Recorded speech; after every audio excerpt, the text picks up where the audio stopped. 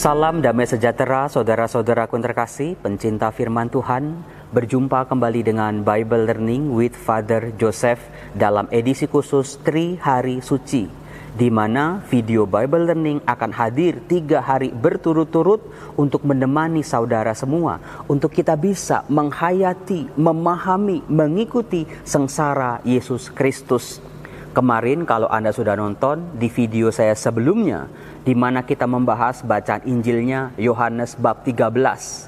Di dalam Yohanes bab 13 ternyata kita bisa menemukan 4 kata kunci. Apakah Anda masih ingat?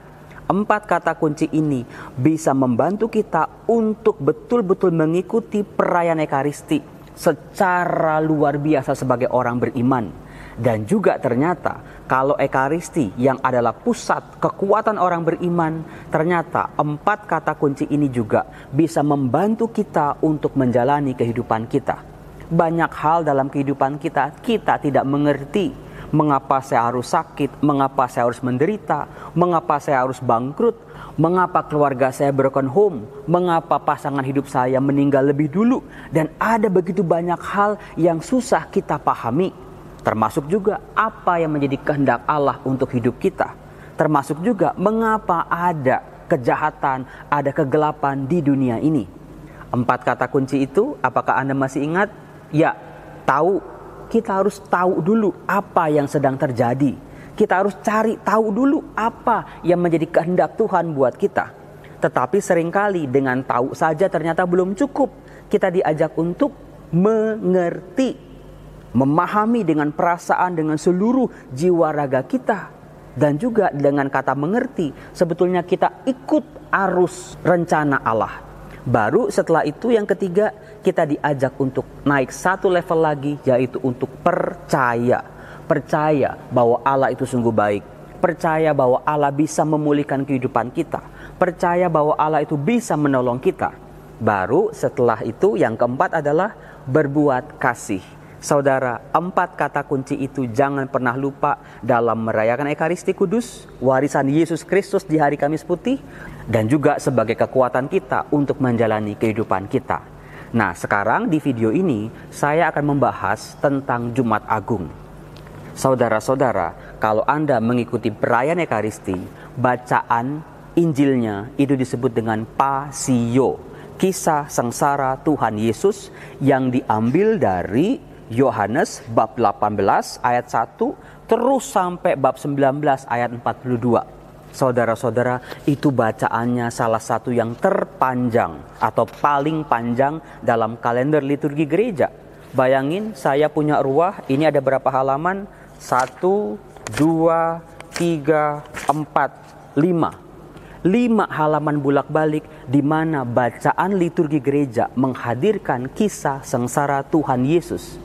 Saudara-saudara, kita bisa menyebut dalam bacaan-bacaan ini, kita juga bisa menemukan ada begitu banyak tokoh-tokoh yang disebut dalam kisah sengsara Yesus.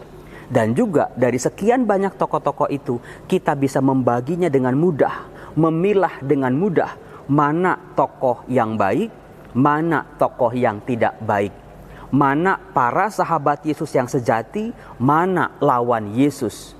Mana orang-orang yang mau mengikuti kehendak Allah, yang mau menjalani rencana penebusan Allah, dan mana pihak-pihak yang melawan rencana kehendak Allah.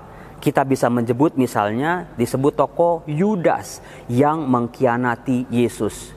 Disebut juga Petrus yang menyangkal Yesus. Lalu juga disebut di situ ada ahli-ahli Taurat, ada imam-imam kepala, ada Pilatus, ada Kayafas, dan tokoh-tokoh yang lain. Dan Anda juga masih bisa menyebut ada muncul tokoh Yusuf Arimatea. Ada Nikodemus juga muncul di situ. Ada begitu banyak tokoh yang bisa kita temukan dalam kisah sengsara Yesus dari Yohanes bab 18 sampai 19 ini. Tetapi saudara-saudaraku yang terkasih, izinkan saya bertanya kepada Anda.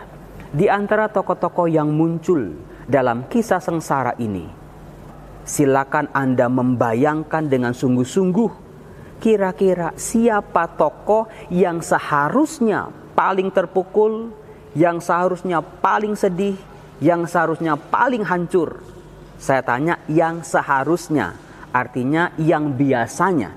Misalnya saudara-saudara, kalau kita datang ke rumah duka, ada anak muda yang meninggal terbaring beku kaku di dalam peti mati. Anak muda itu masih ada mamanya, masih ada papanya, mungkin ada istrinya, mungkin ada anak-anaknya, mungkin di rumah duka itu juga ada sahabat-sahabatnya, dan juga ada rekan-rekan kerjanya. Dari pengalaman kita dalam situasi seperti itu, siapa yang paling sedih kira-kira? Siapa yang punya relasi dengan orang yang meninggal itu yang paling dalam, paling lama, paling punya relasi personal? Jawabannya tentu sangatlah mudah, yaitu ibunya. Di dalam kitab suci, kita bisa menyebut tokoh-tokoh seperti Petrus. Dia menangis dengan sedihnya. Oh, dia sedih, Romo. Ada Maria Magdalena. Dikatakan Maria Magdalena menangis sampai berkali-kali. Lalu juga ada tokoh-tokoh seperti Yudas yang menyesal lalu dia gantung diri. Ada murid terkasih, ada murid-murid yang lain. Saudara-saudaraku yang terkasih, sesedih-sedihnya mereka pasti tidak lebih sedih dari Maria yang notabene adalah ibu Yesus. Relasi Yesus dengan Petrus paling 3 tahun. Relasi Yesus dengan Maria Magdalena paling lama 3 tahun juga. Relasi Yesus dengan tokoh-tokoh yang disebut dalam kisah sengsara tidak lebih dari 3 tahun. Tetapi dengan Maria, bisa dibayangkan saudara-saudara, Maria, ibu Yesus, sejak dia menerima kabar gembira dari malaikat, dia sudah bergulat di situ. Sampai dia berkata, fiat voluntas tua. Tetapi fiat voluntas tuanya Maria, terjadilah padaku menurut perkataanmu, baru betul-betul dialami secara luar biasa ketika Maria berdiri di bawah salib Yesus. Adanya di Yohanes bab 19 ayat 25 sampai 27. Saudara-saudaraku yang terkasih, Maria dia mengandung Yesus. Dia membawa Yesus dalam rahimnya selama 9 bulan. Kemudian waktu 9 bulan itu juga tidak mudah buat Maria. Karena apa? Karena ada sensus. Lalu juga ketika melahirkan, Maria harus melahirkan dalam situasi yang tidak biasa. Kemudian juga kita tahu dalam Injil Lukas ada seorang nabi bernama Simeon meramalkan, menubuatkan sebilah pedang akan menembus jiwamu. Lalu juga ketika mendidik Yesus, ketika Yesus berumur 12 tahun, apa yang dialami oleh Maria? Kesulitan demi kesulitan dialami oleh Maria, seolah-olah Maria berjuang seorang diri. Dia hanya bisa menyimpan segala sesuatu di dalam hatinya. Saudara-saudara, kalau semuanya itu belum terjadi, mungkin mudah bagi Maria untuk menerima, mencoba memahami. Saya yakin juga tidak mudah buat Maria. Tetapi ketika nubuat itu sungguh-sungguh terjadi di bawah salib, sebuah pengalaman tidak mudah untuk Maria. Tetapi saudara, yang bisa kita bayangkan dengan mudah, kesulitan, penderitaan, kesedihan yang dialami oleh Maria bukan hanya sekedar berdiri di bawah salib. Kita bisa bayangkan sejak Yesus ditangkap di Taman Getsemani, sejak Yesus diadili secara tidak adil, ketika Yesus dihukum mati meskipun dia tidak bersalah, ketika Yesus memanggul salibnya sepanjang jalan salib, ketika Yesus dipaku, ketika Yesus dinaikkan di atas salib, ketika Yesus berseru, Eloi, Eloi, lama sabachthani, atau ke dalam tanganmu Bapa, kuserahkan nyawaku.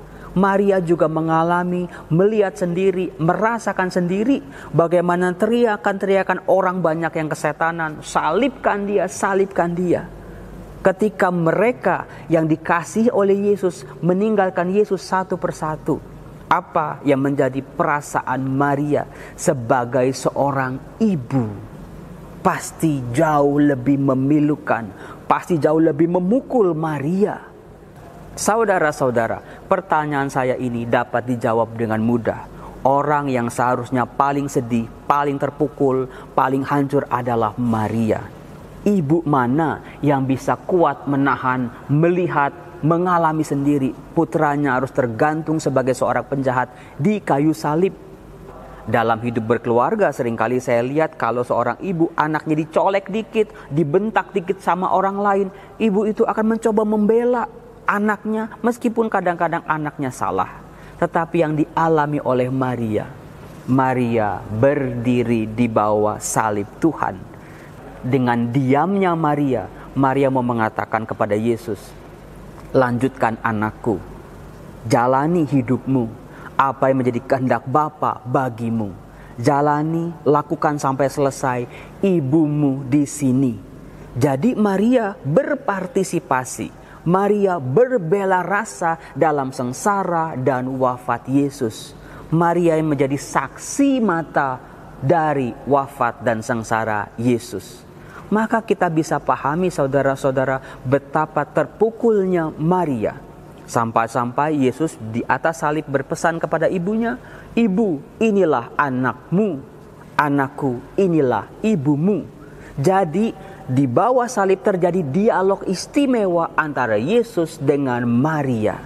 Saudara-saudaraku yang terkasih, gambar Maria yang terpukul, Maria yang sedih, Maria yang berbela rasa, Maria yang berpartisipasi, Maria yang berdiri hadir dalam sengsara dan wafat Tuhan adalah wajah dari gereja. Maria membawa Yesus dalam rahimnya selama 9 bulan. Maria menghadirkan Yesus ke dunia ini. Maria melindungi Yesus. Maria memperkenalkan Yesus dalam perkawinan di Kana kepada orang banyak. Itulah tugas gereja, saudara-saudara. Dalam diri Maria yang begitu tegar dalam kisah sengsara, ikut hadir bukan sebagai penonton, ikut berdialog, ikut mensupport putranya. Itulah yang seharusnya dilakukan oleh gereja. Saudara-saudara, di hari Jumat Agung ini, kisah sengsara Yesus mungkin Anda bisa nonton di YouTube The Passion of Christ, atau dalam suasana normal kita bisa menonton tablo di mana didramakan. Tapi ingat saudara, kita umat beriman, para pengikut Yesus ini bukanlah penonton. Kita bukan sebagai penonton yang cuma tepuk tangan melihat, tapi kita diajak untuk ikut serta berpartisipasi juga. Seperti Maria yang kuat menahan deraan demi deraan, penderitaan, kesedihan, keterpukulan, kekecewaan yang dia alami. Semua dia simpan dalam hatinya. Dia coba memahami apa yang menjadi kehendak Bapa untuk kehidupannya. Apa yang seharusnya dilakukannya sebagai seorang ibu dari juru selamat dunia. Saudara-saudaraku, mari di hari Jumat Agung ini sediakan waktu khusus di mana kita betul-betul terpukul, sedih, hancur karena yang tergantung di salib, luka-lukanya, bilur-bilurnya, semuanya karena dosa-dosa dan kesalahan dunia, termasuk dosa-dosa saya dan juga dosa-dosa Anda, dosa seluruh umat manusia. Demi cintanya kepada manusia, cintanya kepada dunia ini, Allah rela wafat di kayu salib. Yang tergantung di kayu salib adalah wajah Allah yang mencintai sampai sehabis-habisnya. Saudaraku, itulah kekuatan dari Jumat Agung. Pengalaman kasih yang luar biasa, semoga menyentuh diri kita. Betul-betul kita merasakan kita dicintai. Setelah kita dicintai, kita mencoba untuk membalas cinta Allah. Dengan apa caranya? Dengan hal-hal kecil. Belajarlah mengampuni. Seperti Yesus berteriak di atas salibnya, "Ya Bapa, ampunilah mereka, sebab mereka tidak tahu apa yang mereka perbuat." Apakah kata-kata itu masih ada dalam hati kita ketika kita disakiti, ketika kita difitnah, ketika kita diadili secara tidak adil? Dalam bilur-bilurnya, Yesus menyerahkan segalanya ke dalam tangan Bapa. Dalam sakit penyakit kita, penderitaan kita, kehancuran kita, apakah kita masih bisa berteriak dengan teriakan yang sama? Saudara-saudara, mari kita hening sejenak. Tuhan Yesus, Engkau wafat untuk kami, demi menyelamatkan kami, manusia pendosa ini. Dengan salib-Mu, Engkau menyelamatkan dunia. Dalam nama Bapa dan Putra dan Roh Kudus. Amin. Sampai berjumpa dengan video saya berikutnya dalam memahami malam Paskah. Salam damai sejahtera, Tuhan Yesus memberkati saudara. Kalau Anda merasakan manfaat dalam video ini, jangan lupa untuk dikasih like, komen, dan juga share. Terima kasih.